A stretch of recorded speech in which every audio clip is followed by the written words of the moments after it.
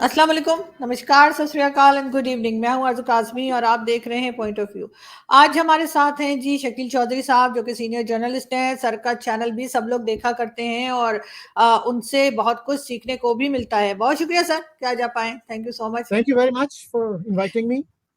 Sir, आपसे सबसे पहले तो हम बात करेंगे जो ह्यूमन राइट्स की रिपोर्ट आई है यूएस की तरफ से, उसमें कई तरह की कहिए कि एलिगेशंस या सच्ची ही बातें जो है वो पाकिस्तान के ऊपर लगाई गई हैं। माइनॉरिटीज का इशू भी है, जर्नलिस्ट जो हैं उनके ऊपर भी थ्रेट्स जो आती हैं वो भी, और कई दूसरे पॉइंट से। आप किस तरह देखते हैं इस रिपोर्ट को? आपको लगता है कि वाकई में ये सब बातें ठीक हैं? और अगर इस तरह की रिपोर्ट्स आने से क्या पाकिस्तान में ये चीजें ठीक की जाएंगी, या बस इसको एक रिपोर्ट के तौर पर लिया जाएगा और सुधरने वाले हम नहीं है? जी, इस पे मेरे ख्याल में बड़ा अच्छा कमेंट किया है जहरा यूसुफ साहबा ने। वो साबिक चेयरपर्सन है एचआरसीपी की, human rights commission of Pakistan की। और ये मैं बताता चलूं कि I am one of the founder members of the HRCP.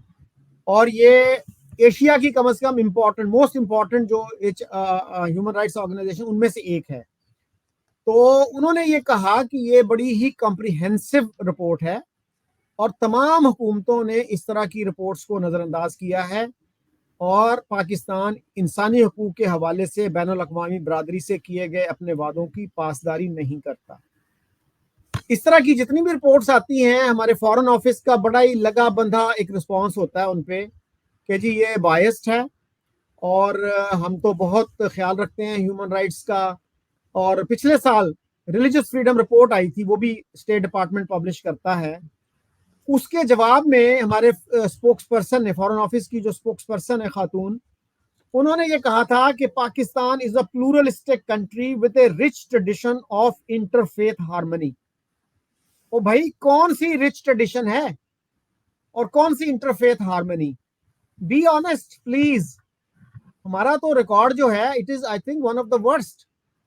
हमने तो अपने कॉन्स्टिट्यूशन में लिख दिया। हाँ, उन्होंने ये भी कहा, in line with its constitution Pakistan has undertaken wide ranging measures to promote religious freedom and to protect minorities rights.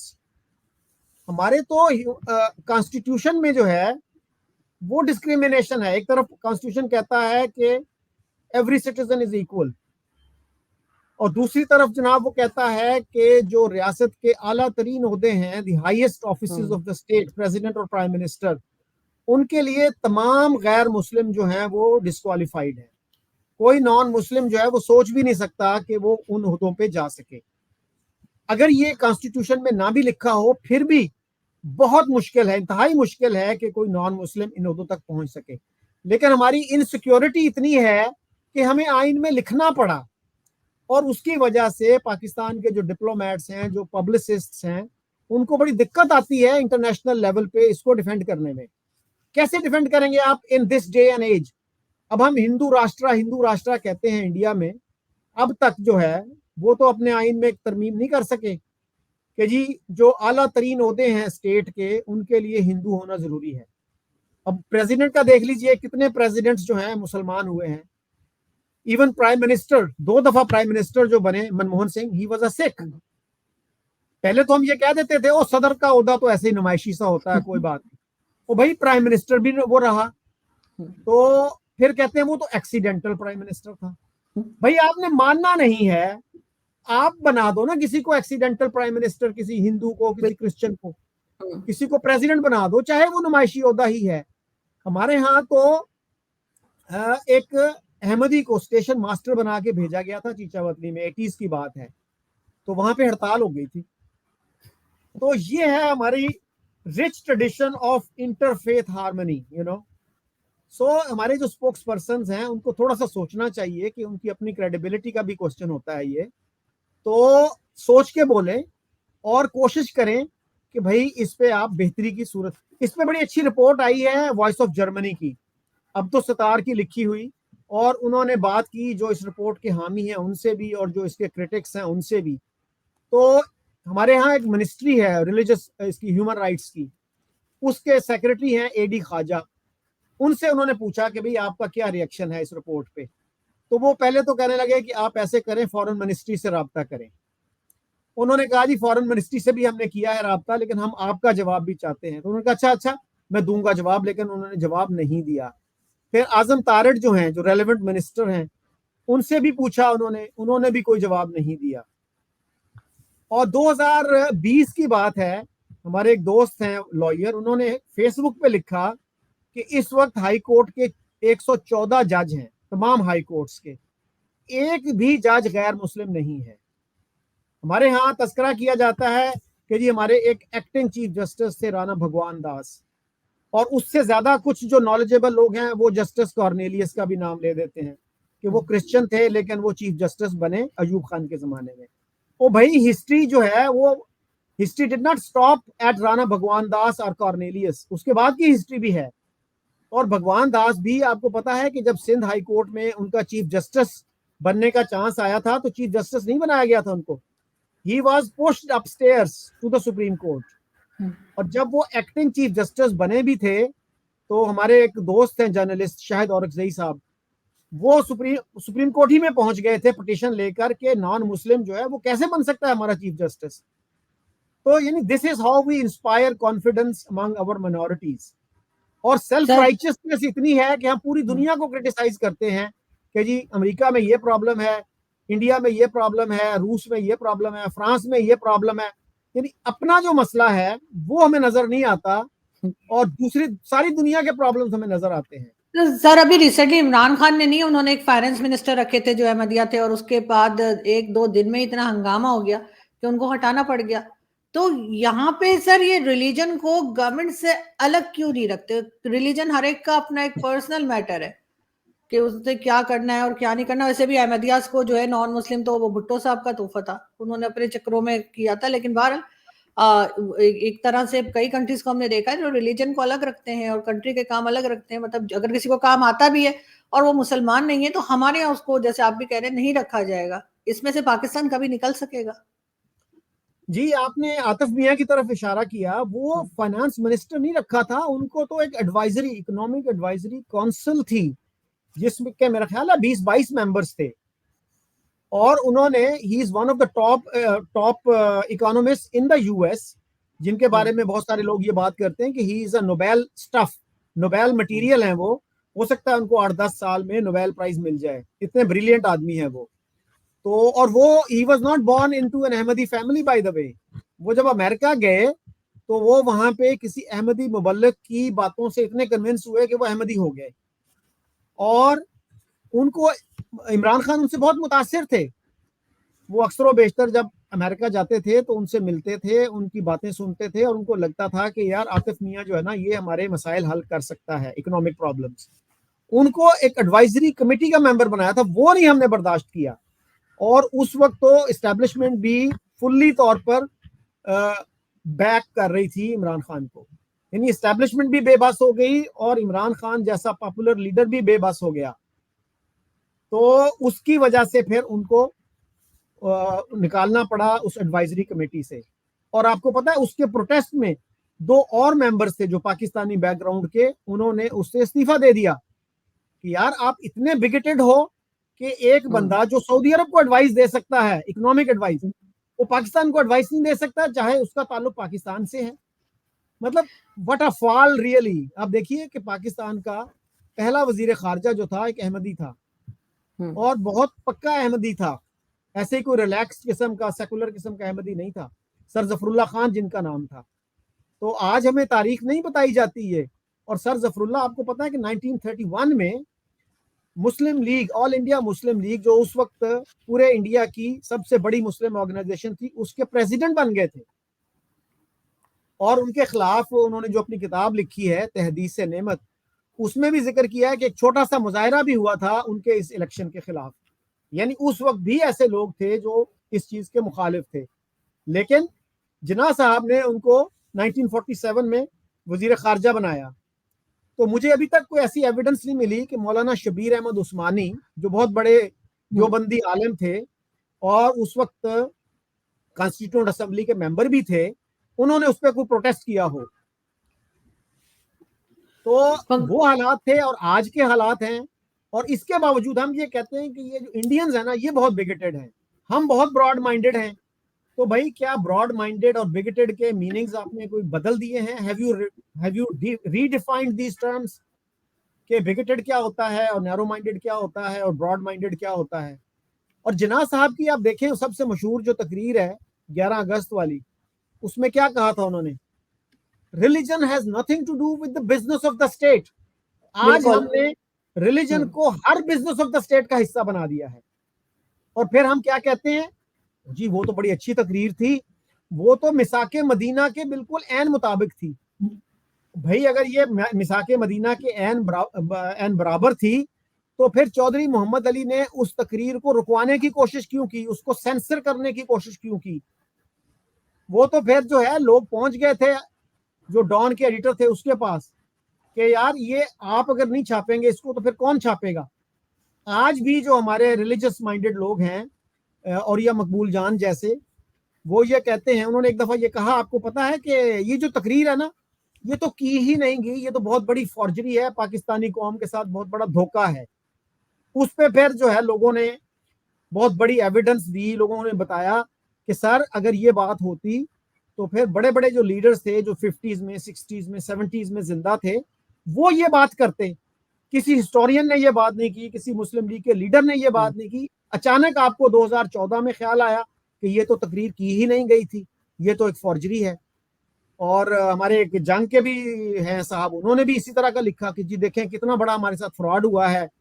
वो अब्बासी साहब जो हैं तो उन्होंने भी लिख दिया कि जी ये तो देखें औरिया मकबूल जान ने कितने बड़े तारीखी राज से पर्दा उठा दिया है, ये तो तकरीर हुई सर नहीं। औरिया मकबूल जान साहब जैसे लोगों की वजह से ही पाकिस्तान का ये हाल है। तो जो वो अगर कहते हैं वो जी मेरी तो कोई सुनता नहीं है यहाँ पे, मैं तो चीख चीख के जनाब कहता हूँ कि जी ये कर दो, ये दुरुस्त कर दो, वो दुरुस्त कर दो।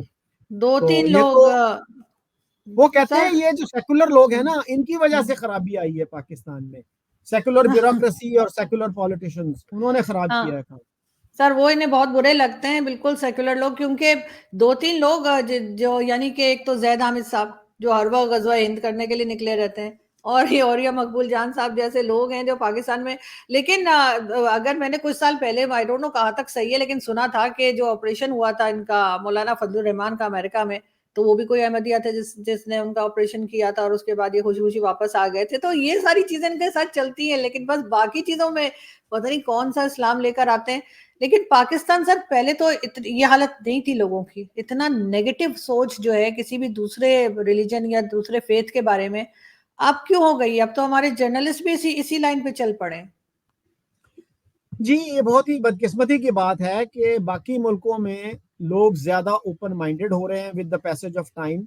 अब अमेरिका में आप देखिए, अमेरिका में एक फिरका है मॉर्मन्स का, तो वो भी बिलीव करते हैं कि जी हमारे एक प्रॉफिट थे 1843 में गालबन उनको मार दिया गया था, Joseph Joseph Smith I think was his name. तो यानी वो आप कह सकते हो कि they are Ahmadiyyas of America, कि वो भी यकीन करते हैं कि ये एक प्रॉफिट आए थे हमारे। और वहां पे इतनी इंटॉलरेंस थी कि उस बंदे को पुलिस की कस्टडी से छुड़ाकर लिंच कर दिया गया, उनको कत्ल कर दिया गया। हमारे यहाँ तो मिर्जा गुलाम अहमद को किसी ने लिंच नहीं किया, तो लोग मुनाजरे करते थे लेकिन किसी ने उनको कत्ल करने की मेरा ख्याल है सीरियस कोशिश भी नहीं की। लेकिन आज जो सूरत हाल है, आज किसी ने कहा था कि अगर इकबाल आज जिंदा होते और शिकवा लिखते तो फिर जवाब शिकवा लिखने की मोहलत ना मिलती उनको। उनके अपने बेटे ने, जावेद इकबाल ने एक दफा कहा, और मैंने किसी अखबार में खुद पढ़ा, कि आज अगर इकबाल जिंदा होते तो वो पाकिस्तान में ना होते, ऑस्ट्रेलिया में होते। तो ये है हमारा जो with the passage of time हमारा डिक्लाइन हुआ है, हमारी जो टॉलरेंस है उसमें कमी हुई है। अब आप ये देखिए ना कि हमारे जो बड़े बड़े शायर थे किस किस तरह के वो शेर कहते थे, कि गालिब ने कहा था हमको मालूम है जन्नत की हकीकत लेकिन दिल के खुश रखने को गालिब ये ख्याल अच्छा है। आज कोई शायर इस तरह का शेर कहे और मेरा नहीं ख्याल कि एक हफ्ता भी वो जिंदा रहेगा। बिल्कुल। लेकिन सर कहना चाहिए, बल्कि मुझे वो अल्लामा इकबाल से मुझे याद आया कि उनके बेटे जो थे जावेद इकबाल, डॉक्टर जावेद इकबाल, उन्होंने ये भी कहा था कि उन्होंने अपने फादर को, मेरी इंटरव्यू देखा उनका बकायदा टीवी पे, उन्होंने कहा कि उन्होंने कभी नहीं देखा अपने फादर को ये बात करते हुए कि जी उन्होंने कोई ख्वाब देखा है पाकिस्तान का। तो अभी किसी जगह डिनर में गई थी तो उनकी जो यानी उनकी पोते की जो वाइफ है अल्लामा इकबाल की, वो वहां पर थी। तो एक साहब हमारे सीनियर जर्नलिस्ट हैं, उनका मैं नाम नहीं लूंगी, वो इंट्रोड्यूस करा रहे थे, वहां पे कुछ इंडियंस आए हुए थे उनके साथ। कि जी ये देखिए जी, ये ना ये अल्लामा इकबाल के पोते की वाइफ हैं और वो जिन्होंने ख्वाब देखा था पाकिस्तान का। तो मैंने अच्छा। वहां खड़ी थी, मैंने उनसे कहा कि मैंने तो उनका इंटरव्यू देखा था, वो कह रहे थे कि कोई ख्वाब नहीं देखा उनके फादर ने, कोई ऐसी बात नहीं हुई। तो वो जो जर्नलिस्ट साहब थे वो थोड़ी देर तो मुझे यूं देखते रहे, फिर कहने लगे देखा था देखा था। मैंने कहा अच्छा ठीक है, अब आप कह रहे तो देखा होगा। तो हम ये भी हमने एक अपने ऊपर तारी किया हुआ है कि हाँ उन्होंने ख्वाब देखा था, लेकिन यकीनन इस तरह का पाकिस्तान तो नहीं देखा होगा जो इस वक्त है। जी, 1930 का जो ख्वाब है ना, वो आप स्पीच अगर पढ़ें तो उसमें बड़ी इंटरेस्टिंग चीजें जो हमें नहीं बताई जाती।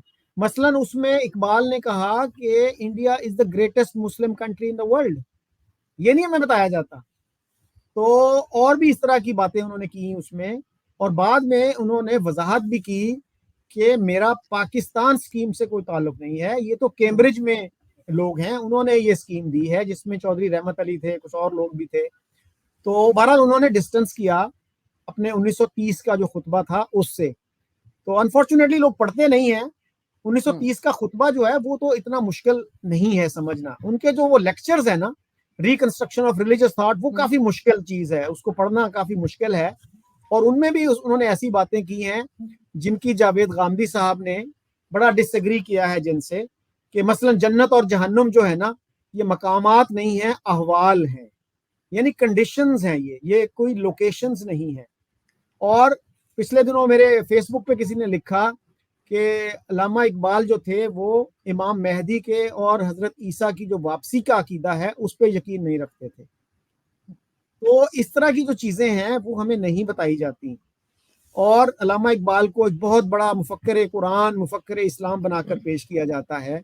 इवन और ये मकबूल चांद भी कहते हैं कि उनकी जो शायरी है ना, वो तो जनाब कुरान से उन्होंने वो ली है, जितने भी इंस्पिरेशन है, जितने भी ख्यालात हैं उनके। तो जहां तक इस ख्वाब का ताल्लुक है, तो अल्लामा इकबाल के पोते मुनीब जो सेनेटर भी हैं, मेरे ख्याल में अब भी हैं वो, जिनकी वाइफ की गलबन आप बात कर रही हैं, वो आपको पता है चंद साल पहले कलकत्ता गए थे, और सही। वहां पे जो चीफ मिनिस्टर हैं ममता बनर्जी, उनसे उन्होंने अवार्ड भी लिया था। और किस पे अवार्ड था? तरानाए हिंदी पे, जिसका शेर है, सारे जहां से अच्छा जब हिंदुस्तान हमारा, हिंदुस्तान हमारा। हम बुलबुलें हैं इसकी, ये गुलिस्तान हमारा। बिल्कुल। तो भाई अगर ये शेर जो था अल्लामा इकबाल इससे तौबा ताइब हो गए थे, तो फिर मुनीब साहब को कहना चाहिए था ना, सॉरी जी मैं नहीं ये अवार्ड कबूल कर सकता, क्योंकि ये उस नज्म का शेर है, उस पोएम का शेर है जिससे अल्लामा इकबाल ताइब हो गए थे, and he did not believe in this. तो हमारे तो इतने तजादात हैं जिसका कोई शुमार नहीं। अब देखिए ना, अल्लामा इकबाल को कहा जाता है जी वो पाकिस्तान के कौमी शायर हैं, हालांकि आखिरी उम्र में उन्होंने जो टेरिटोरियल नेशनलिज्म है उसको तो कंडेम किया है। यहां तक कहा कि इन ताजा खुदाओं में बड़ा सबसे वतन है, जो पैरहन इसका है वो मजहब का कफन है। बिल्कुल। टेरिटोरियल नेशनलिज्म को तो उन्होंने बुत करार दे दिया। बल्कि सर मैंने कहीं पढ़ा था कि किसी ने लिखा था, मतलब मजाक में ही लिखा होगा ऑफ कोर्स, लेकिन किसी ने कहा था कि पहले अल्लामा इकबाल जो थे वो पूरे बड़े सगीर के शायर थे, फिर वो हिंदुस्तान के शायर हो गए, फिर वो पाकिस्तान के शायर हो गए। कहते हैं अब वो टाइम दूर नहीं जब आप रेडियो पाकिस्तान से सुनेंगे कि अब आप अल्लामा इकबाल सियाल कोटिया का कलाम सुने, तो वो लग रहा है कि अब उनको उस जगह पहुंचा देंगे। तो ये जो हमारी हरकत है ना वो अजीब अजीब सी है। लेकिन सर हिंदुस्तान के साथ बार बार कहा जाता है टर्म्स को ठीक होना चाहिए। अभी शहबाज शरीफ साहब ने भी कराची में जो मीटिंग की तो बिजनेस कम्युनिटी से उन्होंने भी कहा, लेकिन बार बार वो हिंदुस्तान बेचारे और के लोग जो है वो हमसे बात करते हैं और हर बार हमारी तरफ से कोई ना कोई ऐसी हरकत हो जाती है जिसे हम कह देते हैं जी नॉन स्टेट एक्टर ने किया है, हमें तो पता ही कुछ नहीं। आपको लगता है एक बार फिर भारत जो है वो एक मौका और देगा पाकिस्तान को, या देना चाहिए? सॉरी, कैन यू से इट अगेन? सर पाकिस्तान बार बार, अभी इस वक्त भी बात हो रही है कि हिंदुस्तान से बात होनी चाहिए, ट्रेड होनी जी चाहिए, लेकिन जी। जब भी बात की है, जब भी कोई आया है हिंदुस्तान से, जब वो वापस गया है तो हमारी तरफ से ही कोई गलत हरकत हुई है। क्या आपको लगता है कि हिंदुस्तान एक बार फिर जो है वो हिम्मत करेगा या पाकिस्तान को एक चांस और देगा बातचीत करने का, ट्रेड का? मतलब उसमें मेरा ख्याल है कि वो वेट इस बात का कर रहे हैं कि अगर कोई जेन्युइन चेंज ऑफ हार्ट हो पाकिस्तान की सिविलियन क़यादत की तरफ से और मिलिट्री क़यादत की तरफ से, अगर कोई जॉइंट इनिशिएटिव हो, तो मेरा ख्याल है कि they will respond to it positive, in a positive manner. तो वरना उनको यही लगता है कि अभी जो है ना ये टैक्टिकल एक मूव हो सकती है, कि अच्छा अभी हमारे हालात खराब हैं, 5-7 साल के लिए सुलह कर लो, उसके बाद फिर हम देखेंगे। So that would be a wrong approach, और उसका कोई फायदा हमें नहीं होने लगा। तो बहरहाल हम अगर ह्यूमन राइट्स की तरफ वापस आए, चूंकि हमारा मौजू वो था, तो हमारे एक फॉरेन सेक्रेटरी हैं, former foreign secretary Aizaz Ahmad Chaudhry, ji उनका भी वॉइस ऑफ जर्मनी ने रिएक्शन लिया कि आप क्या कहते हैं इसके हवाले से। उनका जवाब बड़ा दिलचस्प था। वो कहते हैं कि दुनिया में कोई ऐसा मुल्क नहीं जो इंसानी हकूक के हवाले से तमाम मयारात पर पूरा उतर रहा हो। अब देखिए कितनी मतलब एक ना एक डिसइनजेन्युअस जिसको कहेंगे, इवन डिसऑनेस्ट आर्ग्यूमेंट है ये, विद ऑल ड्यू रिस्पेक्ट, कि भाई क्या स्वीडन और नॉर्थ कोरिया के हालात एक जैसे हैं? एक मुल्क में मान लेते हैं कि 2 खराबियां हैं, दूसरे मुल्क में 98 खराबियां हैं, क्या हम कह सकते हैं कि जी दोनों बराबर हैं? तो प्लीज बी ऑनेस्ट। अब आप रिटायर हो गए हैं एजाज साहब, अब तो आप आजादाना अपनी राय का इजहार कीजिए, ऑनेस्ट ओपिनियन का इजहार कीजिए। अगर उससे पाकिस्तान के हालात में कोई बेहतरी आ सकती है तो अपना हिस्सा उसमें डालिए, ना कि लेपापोती करते रहें, कवर अप करते रहें। अब आप फॉरेन सेक्रेटरी नहीं है, ना फॉरेन ऑफिस के स्पोक्स पर्सन है। अब तो सच बोलिए, अगर कोई प्रॉब्लम है उसकी निशानदेही कीजिए, उसमें पाकिस्तान का कोई नुकसान नहीं होगा, पाकिस्तान का फायदा ही होगा। मगर सर मैंने नहीं देखा कि किसी ने पाकिस्तान फॉरेन ऑफिस में काम किया हो या आईएसपीआर के साथ काम किया हो, वो वहां से निकलने के बाद दोबारा इंसान बन सका हो। मैंने यही देखा कि वो वही जबान बोलते रहते हैं जो उनको वहां पे सिखाई पढ़ाई जाती है। मगर सर इस तरह की रिपोर्ट्स जो हैं, क्या उससे कोई फर्क पड़ेगा पाकिस्तान में? क्या ये कुछ ठीक कर पाएंगे, या बस ये एक रिपोर्ट के तौर पर है और हम वही होता रहेगा, खासतौर पर माइनॉरिटीज का जो हाल हमने कर रखा है? जी हमारा जो है ना एक लगा बंधा जो है ना एक फिक्स्ड रिस्पांस होता है कि ये हमारे अंदरूनी मामलात में मुदाखलत है, interference in our internal matters. तो इससे हमें निकलना होगा, क्योंकि ह्यूमन राइट्स कंसर्न जो है ना वो अब एक इंटरनेशनल लॉ का हिस्सा बन चुके हैं। उनको अब ये कह के डिसमिस नहीं कर सकते कि ये हमारा अंदरूनी मसला है। तो हर मुल्क को जो है इस पे तवज्जो देनी चाहिए। अगर अमेरिका में भी ह्यूमन राइट्स के इश्यूज हैं, you have every right two point them out. किसी और मुल्क में है उसको भी आप कर सकते हैं, और वो नहीं कह सकते जी हमारा ये अंदरूनी मसला है। तो इस आर्ग्यूमेंट से हमें बाहर निकलना चाहिए, और जहां प्रॉब्लम्स हैं उनको एक्सेप्ट करना चाहिए, उसके बगैर बेहतरी आएगी नहीं। आपने माइनॉरिटीज की बात की, मैं तो कहता हूँ मेजॉरिटी मुस्लिम कम्युनिटी ने कितना सफर किया है हमारे जो ब्लास्फेमी लॉज हैं। जुनैद हफीज को देख लीजिए, वो मुल्तान यूनिवर्सिटी में पढ़ाते थे और अब वो डेथ रो पे हैं। जी उनका जो लॉयर था आईए रहमान साहब का, वो मेरे ख्याल में नेफ्यू था, उसको वकील नहीं मिल रहा था, तो उसने कहा जी मैं आपकी वकालत करूंगा। दिन दिहाड़े उसको गोलियां मार दी गई, ही वाज बिल्कुल। Killed in broad daylight. Hmm. तो यानी आपको वकील नहीं आपको मिलता तो कैसे डिफेंड करेंगे आप अपने आप को? This is very depressing situation. और जो हमारे थिंकिंग सेक्शंस हैं, सोचने समझने वाले लोग हैं, उनको बोलना चाहिए इस पे। इसमें पाकिस्तान की बदनामी नहीं है, इसमें पाकिस्तान की नेक नामी में इजाफा होगा कि पाकिस्तान में ऐसे लोग हैं जो खुल के इन चीजों पे क्रिटिसाइज करते हैं। बाकी मुल्कों पे भी क्रिटिसाइज कीजिए। अगर हमारे लोग जितना दूसरे मुल्कों पे क्रिटिसाइज करते हैं ना, उससे आधा अपने मुल्क पे करते, तो आज पाकिस्तान के हालात बहुत बेहतर होते। लेकिन सर हमारे पढ़े यहाँ लिखे लोग, सर जो यूनिवर्सिटी कॉलेज से निकले हुए लोग हैं, जब उन्हीं की सोच ऐसी हो, आपको यकीनन मशाल खान का केस भी याद होगा कि वो जी यूनिवर्सिटी के ही लोग थे और स्टूडेंट्स थे जिन्होंने उसको मार डाला। तो जहां पर आप ये सोचें कि सिर्फ मदरसों में ऐसी तालीम दी जा रही है या इस तरह की सोच पैदा की जा रही है, तो यूनिवर्सिटी लेवल तक यही कुछ हो रहा है। कैसे बदला जाएगा इस माशरे को? अच्छा, बड़ी दिलचस्प बात है कि जो ऑब्जर्व की मैंने, कि ये जितने भी एक्स्ट्रा जुडिशियल किलिंग्स होती हैं ना मजहब के नाम पे, उनके करने वाले जो है ना प्रॉपर आलम दीन नहीं होते। इसलिए कि प्रॉपर जिसने पढ़ा हो इस्लाम को, वो उसको पता होता है कि यार ये आर्ग्यूमेंट है तो उसके खिलाफ ये आर्ग्यूमेंट भी मौजूद है। तो अक्सर बेशतर इस तरह का काम जो लोग करते हैं ना, उन्होंने दीन का मुतालिया भी नहीं किया होता, हम्म। और वो सिर्फ वो होते हैं, एक तकरीर सुनी, जज्बाती हुए जाके कत्ल कर डाला। सलमान तासीर का जो किलर था उसके साथ यही मसला था। वो एक मुफ्ती साहब है हनीफ कुरैशी साहब, पिंडी में, उनका लेक्चर सुना उसने, उन्होंने तकरीर सुनी और जाके कत्ल कर दिया। तो इस तरह की मिसालें और भी आपको मिल जाती हैं। गाजी इलम दीन का आपको पता है कि पाकिस्तान में जी बहुत रेफरेंस दिया जाता है। जी जी बिल्कुल। उनके बारे में भी वही मशहूर है कि जी सैयद अताउल्लाह शाह बुखारी आए अमृतसर से, उन्होंने आके तकरीर की लाहौर में, और ये एक बढ़ई था, बढ़ई का बेटा था, तो ये गुजर रहा था करीब से, और उसने जनाब जाके, वो पब्लिशर था किताब का, उसको मार दिया। और ये भी हमारी किताबों में लिखा है कि जी उस बंदे ने कभी ने इनकार नहीं किया, लेकिन जो अब रिकॉर्ड्स आए हैं सामने, बेशुमार लोगों ने कहा है कि ही एक्चुअली डिनाइड, उसने कहा कि मैंने ये मर्डर नहीं किया। तो ये आप गूगल करें तो आपको मिल जाएगा ये। लेकिन हमारे यहाँ फिल्में भी बनी हैं, टीवी ड्रामे भी बने हैं, वो सारे ये कहते हैं जी कि नहीं नहीं, उसने तो बड़े फख्र से कहा था कि हाँ मैंने कत्ल किया है। तो इस तरह की जो चीजें हैं, हमें हिस्ट्री को अपने ऑब्जेक्टिवली देखना चाहिए, सच्चाई के साथ देखना चाहिए, ना कि हम उसको एक इमोशनल आर्गुमेंट के तौर पे यूज करें। इस चीज ने हमारे मुआशरे को बहुत नुकसान पहुंचाया है।